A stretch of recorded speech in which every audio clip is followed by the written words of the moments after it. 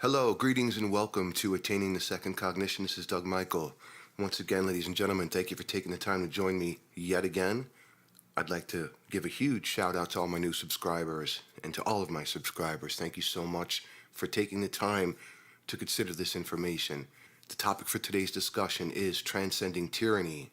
And ladies and gentlemen, over the past 2 to 3 decades or so, there has been a growing awareness or recognition of the tyranny that has been underpinning the human experience. There have been people over the past century or more who have tried to raise the call about creeping Marxism through the Fabian agenda of gradually working to change cultures under their systems of social collectivization. After the First World War, the American Legion saw the inherent threat to the U.S. education system at the hands of Harold Rugg and John Dewey. The American Legion took particular distaste of Rugg's brand of social engineering masquerading as education curriculum and circulated many pamphlets trying to wake up the American people to this social subversion of the educational system of American children. Although Rugg himself may not have been a known member of the Fabian Society, his best friend and most of his associates were members of the American Fabian Society. Education researchers have been pointing out for some time that a great deal of the education reform efforts have been modeled after ideals directly from the former Soviet Union. We had Goals 2000, No Child Left Behind, and now Common Core, and other such programs were created from modeling the Soviet Polytechnical School, which incidentally has its roots in Marxism. Other individuals who tried to raise the clarion call against the Fabian brand of Marxist communism can be found with John Stormer in his 1964 book None Dare Call It Treason, along with such authors as Gary Allen and Larry Abraham, who wrote the book None Dare Call It Conspiracy in 1971. To this very day, the name Joseph McCarthy is still widely disparaged by the darlings of the Fabian left wing, still claiming that McCarthy was nothing more than a right-wing demagogue going on communist witch hunts when he declared that the U.S. government had been infiltrated at the highest levels by communist operatives. Most of the public still believes this Fabian propaganda, and few actually know that once the Iron Curtain came down and access was gained to Soviet records, they utterly vindicated McCarthy and his claims as valid. In fact, there were more communists in the U.S. government than even McCarthy suspected. Joe McCarthy was not a raving paranoid, as Soviet records have utterly proven, yet the Fabian-controlled media still disparages McCarthy's name to this day, even referring to his exposure of communist infiltration disparagingly as the McCarthy era.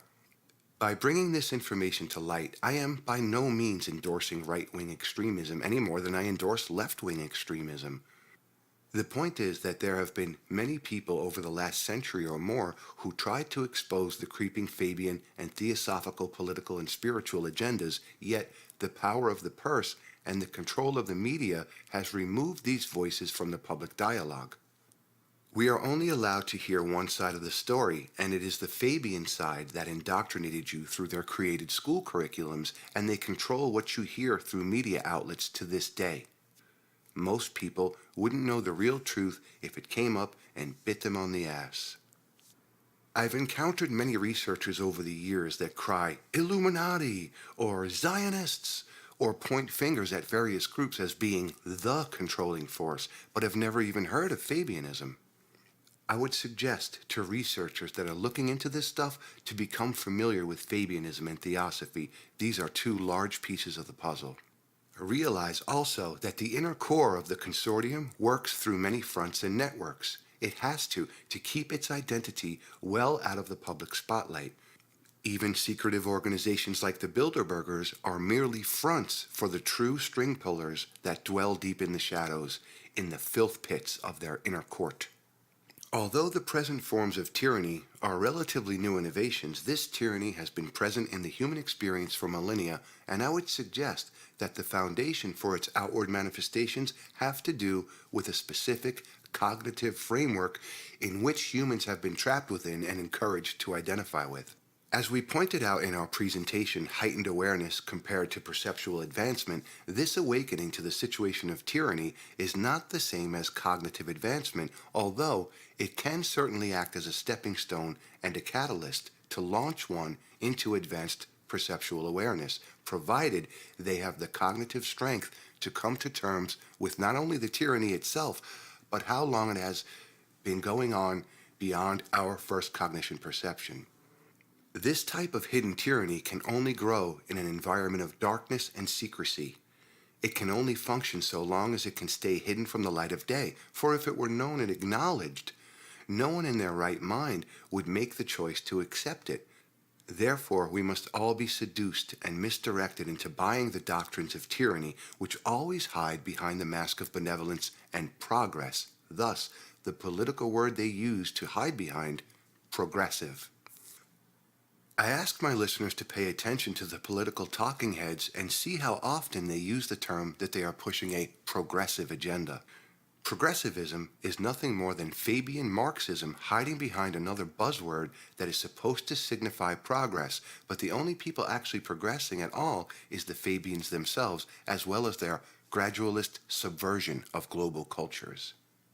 Although many people worldwide are becoming more aware of the corruption, injustices, disharmony, and utter imbalance caused by this pervasive tyranny in our midst, very few have realized the tyranny of their own minds, the secondary consciousness that has been overlaid upon the primary consciousness and acts as a veil to even seeing the possibility that a different system of cognition exists and can be attained.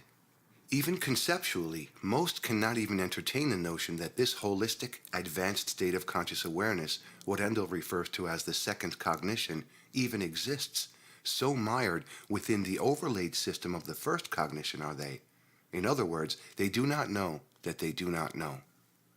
This system of the first cognition, the counterfeit consciousness, is the only focus of attention that by far the vast majority exist within, and of course this is encouraged, fed, and propped up from the time we first begin to learn and develop. Unfortunately, this limiting system of cognition is what the majority sees as who they are, completely identifying with this minute, albeit dominant aspect of the psyche. We view this aspect of our consciousness as the totality of who we are because we never even realize that there is something outside of that cognitive box. The few throughout history who have tried to show us that there is indeed a higher state of perceptual awareness were usually murdered, marginalized, or destroyed in some way. The counterfeit consciousness, the ego, will defend its falsely enthroned position to the death. It will kill and die to defend its rule, and this is the true root of tyranny in the world. So many people cry for reform or an end to the corruption, failing to ever realize that the corrupted file within their own mind must be dealt with first if they are ever to see any real change in the outer world. Instead, we have droves of people running in place on a proverbial hamster wheel with the counterfeit consciousness remaining mired within the first cognition and wondering why nothing of significant change is ever made manifest. True consciousness is left out of the equation, and still they wonder why praying to some nebulous god to fix the situation for them or voting for yet another tyrannical puppet yields no results. It is the system of cognition in which one is operating that must change first, but so few want to do the work required to shift this cognitive perspective, that is, assuming they even realize that there is a second cognition state of awareness that can be reached. Most do not even realize that there truly is a choice, and herein lies the problem. How can one attain something that they cannot even conceptualize as an idea? The ego is the tyrant. And those most infected by this counterfeit consciousness are the ones that are elevated to positions of power or so-called authority in the world. This is the curse that has ruled human history throughout the ages, and if human beings cannot or will not even attempt to attain this higher operating system of cognition and step into an entire new paradigm of consciousness and experience, then nothing will ever nor can ever change. Despite the intellectual and technological achievements that we have attained as a species, staying firmly mired within the counterfeit consciousness will only lead humanity on a downward spiral and has come to the point that our very survival as a species is threatened. Technological and intellectual advancement without equal conscious expansion and wisdom is a recipe for disaster. It's like giving an unsupervised child an AK-47 and telling them to go play safely with their playmates, and then being surprised when you find dead kids on your lawn. And we just keep doing more of it. Because the ego program is ultimately self-serving, self-interested, and completely emotionally reactive, all one has to do is create emotional upset to drive people to war. Had it not been for the orchestrated 9/11 event, there is no way Americans would have gone into Afghanistan and Iraq. With a single catalyst, like 9/11 or the bombing of Pearl Harbor, patriotic emotions get inflamed, and the vengeance flag of nationalism and emotional, self-centered interests can manipulate entire nations into a war fervor. Although the founding tenets of the U.S. were specifically non-interventionist, meaning that whatever happened in Europe or elsewhere in the world was none of our business, and we had no business butting into their affairs, we can see how far the American government has degraded and strayed from these non-intervention policies. Prior to the First World War, Woodrow Wilson ran on the political platform that he would keep America out of just another European conflict, yet his Fabian socialist advisors, particularly Colonel Edward Mandell House, would have nothing to do with such a policy of isolationism. As a brief aside, under the direction of House, Wilson passed the Federal Reserve Act into law, which effectively relinquished control of the U.S. monetary system into the hands of the global consortium bankers and plunged America into the Great Depression in less than 20 years. Wilson also introduced the graduated income tax, and eventually, under FDR, it led to the implementation of the birth certificate and Social Security card, the instruments that bind you from birth to this system of financial slavery, pledging you as chattel to the corporation. The British influencers of the Anglo-Fabians were insistent that the U.S. had to get involved in their war. Under the guidance and control of the Fabian globalists, the word isolationist, where it refers to nations minding their own damn business, has become as disparaging a term as the word negative is to a New Ager. So here we have Woodrow Wilson pledging as a campaign promise not to involve Americans in a European war, which was primarily a pissing match between two Aryan houses who were related by blood, like every European war throughout history, and he had to figure out how to back out on that promise with an orchestrated event to get the U.S. into that war, but where he could profess his innocence. Enter the sinking of the Lusitania event, sunk by a German U-boat off the coast of Ireland. The sinking of the Lusitania was a catalyzing event that garnered public opinion for American intervention in World War I under the direction of Wilson, basically House and the Round Table Network. The placement of ammunition, including millions of rounds of rifle ammo and 76mm shells, was a direct violation of American law and should have never been placed on a ship carrying passengers, but it was done so on purpose with foreknowledge that the Germans would sink it for the means of justifying American involvement in the war. The Lusitania sank in 18 minutes and 1,198 people died as a result of the attack. Some historians and researchers claim that the ship was sunk by the British and blamed on the Germans, and I certainly wouldn't be surprised to find out if that was the case, since that is how the consortium operates. The Lusitania was a passenger vessel that was loaded with armaments on their way to England. The Germans had warned the Americans that if they were shipping arms to the British, that they would sink American vessels carrying armaments. We have to ask how it is that the Germans came to know that the Lusitania, loaded not only with arms for the British war effort, but also hundreds of unknowing innocent passengers, found out the ship was loaded with arms. You got it, ladies and gentlemen. The sinking of the Lusitania was an orchestrated false flag event like 9/11 as well as Pearl Harbor. Without 9/11, we would have never seen public support for the open-ended war on terror, and without Pearl Harbor, we would not have been drawn into another European war, nor would we have seen the creation and inception of the United Nations. Naturally, the press at the time sounded the clarion call about all the innocent lives that were lost over this act of alleged German barbarism, but they fully neglected to mention that the ship was loaded to the gills with arms for the British, which is why the Germans sunk the passenger ship to begin with. The U.S. government had been warned, yet they orchestrated that event, and it is not the German U-boat commander who sunk the Lusitania who's ultimately at fault over the incident, but those Fabian manipulators who controlled the U.S. government who are ultimately responsible for the murder of the innocent passengers on the Lusitania. One thing's for certain, it was one hell of a way to get a nation that had no interest in yet another tiresome and bloody European Aryan family feud, but the propaganda sure worked. But without the reactive nature of the ego program in the population at large, would any of them have gotten involved in that bloody war at all? This is the paramount question I'm asking my listeners to ponder with this information.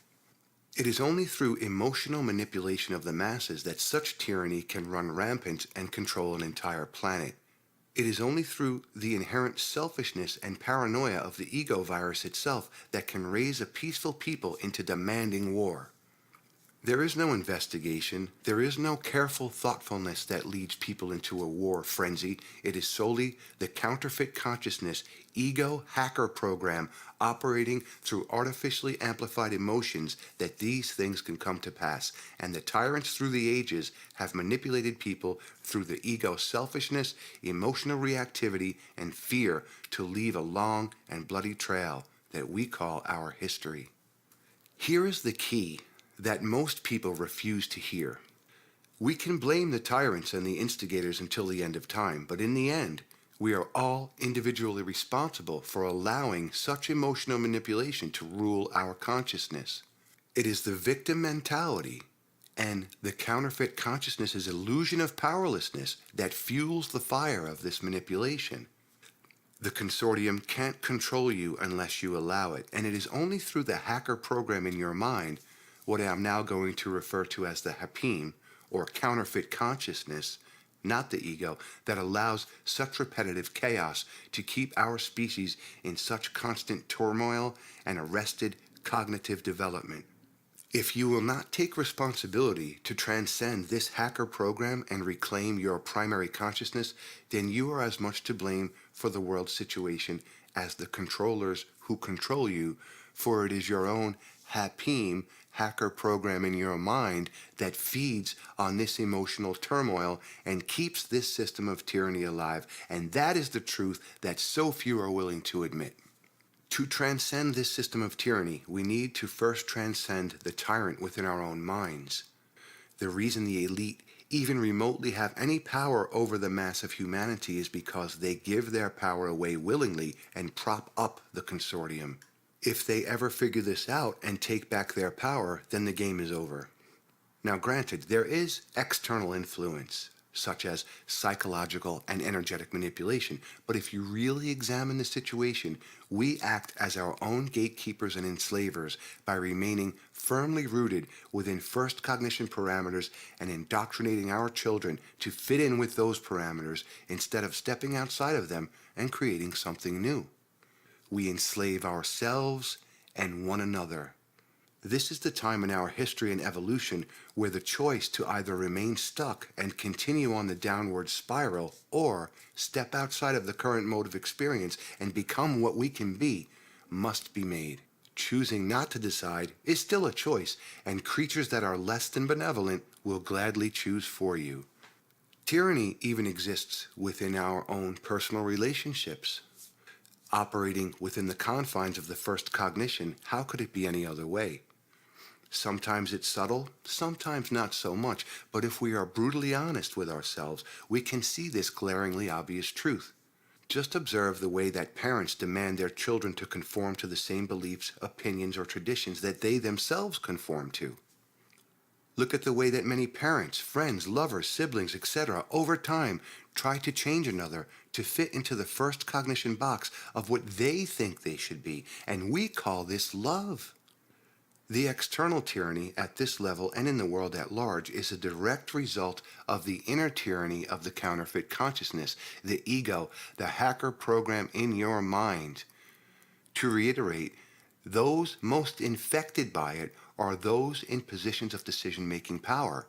In the first cognition world, and particularly in politics, scum rises to the top. I've watched in amusement and amazement the rallying cries on social media to get out there and vote. This election is so important because replacing one consortium-serving criminal tyrant with another is really going to change things. Choosing a new master simply perpetuates the downward spiral. Oh, but it will be different this time. People seem to operate on some kind of autopilot and exhibit the attention span of a wet noodle, with no grasp whatsoever on history. Looking externally for a leader or some presumed authority exemplifies the folly of the first cognition and is a primary ingredient in the shit stew called tyranny. We must first overthrow our own inner tyrant to see any real change in the outer world, but instead, the masses externalize and project their inner tyranny and identify with an outer tyrant and place them on a fucking pedestal while convincing themselves that this time it will work. It's an enormous exercise in futility. As Nietzsche put it, I call it the state where everyone, good and bad, are poison drinkers, where all lose themselves, the state where universal slow suicide is called life. The abdication of personal responsibility coupled with the victim consciousness will only bring you further into the depths of enslavement, regardless of which talking head puppet jackass you go and vote for. Please, someone tell me how playing by the same rules within the same cognitive parameters is going to change things. It never has, and it never will. Giving away one's power and energy to the first cognition system of tyranny will only guarantee more of the same shit with just different assholes representing it. Again, I reiterate, you must conquer your own inner tyranny first. This is something that humans have yet to grasp. For those that can grasp this, who seem to be far and few between, the question naturally arises, well, how do I do it? These presentations have been attempting to outline ways in which the counterfeit consciousness presents itself and ideas for how to overcome or transcend it. The trick is that there is no roadmap that is going to work for everyone because the road to self-discovery and realization is unique to each individual despite the collectivized, we are all one hive mind ideology that has been shoved up humanity's ass for countless generations. I can tell you that it is a very destructive process as we remove the layers of programming, not a process of acquiring so much as it is one of letting go. Ladies and gentlemen, I contend that the greatest threat to the establishment today is the person who can think independently and maintains the ability to continuously scrutinize what they think they know. The challenger of conventional thought, the critical thinker, the man or woman of ideas is the enemy, the one who walks alone. She will not join. She will not conform. She will not waver. She has detached from the herd. The free thinker is perceived as the dangerous one. His ideas are a danger to the system, to his peers, and to the rigid confines of ego-centered consciousness. He is a rebel in the truest sense. He or she is the sane amongst the insane, the one whose guidance comes only from within. Think for yourself and watch the lies become dust beneath your feet. In my view, each individual must create themselves anew, outside of the cultural norms, the herd mentality of religious indoctrination, statism, miseducation, mass media, and cognitively stifling belief systems. Operating within the current cognitive framework and yet believing that things will change or that freedom will be experienced is kind of like masturbation. In the end, you're only fucking yourself.